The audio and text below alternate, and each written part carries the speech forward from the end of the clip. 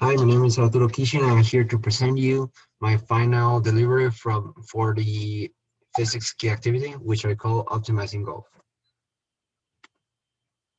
And why golf? Well, because I play it and it depends in a lot of external variables, and I want to make it less complicated and more consistent so I can play better and I can maximize my distance, which in a specific club, which is a driver, and also eliminate variables and lower the human error, make my swing and the swing path and the golf path more consistent.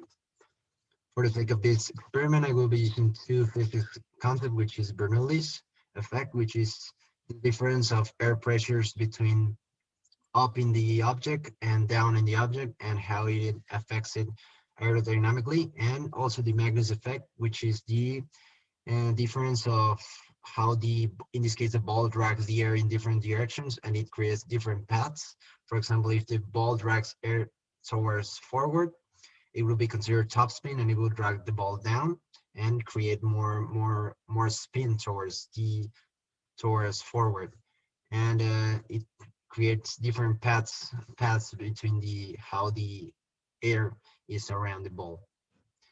I will be having a lot of independent variables, but it will be converted into control variables because of the software I will be using, and the dependent variables will be spin rate, which will be measured in RPMs, and carry distance, which refers to the amount of yards the ball flies from the moment it is hit from the with the driver to the moment it is first bounced into the ground.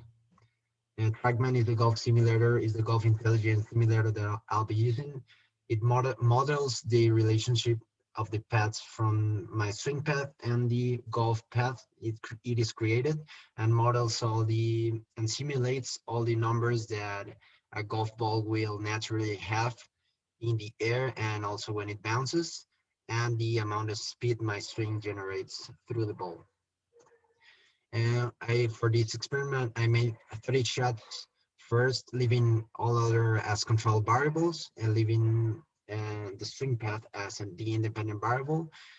And the swing path referred to the relationship between my swing and the position of the ball in the horizontal plane. For example, getting from the inside to the outside, it would be considered a positive swing path. 20 shots, leaving the attack angle as an independent variable, and attack angle referring to the relationship between my swing and the position of the ball in the vertical plane, which will be, for example, hitting the ball downwards will be considered a negative attack angle. And finally, 15 shots with changing the dynamic loft, which is the amount of degrees I get in through the ball in the moment I hit it, and a medium golf dynamic loft will be considered between 11 and 12 degrees, even though the driver already has 9 degrees, but we can change it with the movement of our wrist. Uh, Finally, these are some results that I gathered. There's the swing path and the amount of spin rate and the distance it generates with that amount of spin rates. And the average is what I have taken for my conclusions. And there's a lot more tables, but I couldn't gather it here together in the presentation. The result is that after 55 shots, we need a positive attack angle which will generate a higher launch and less friction because the ball is staying in the club much less time and grabbing less spin, which will generate more carry distance and more distance overall. A positive swing path, which refers from the inside out in the horizontal plane, which will maximize the ball speed because it's dragging less air.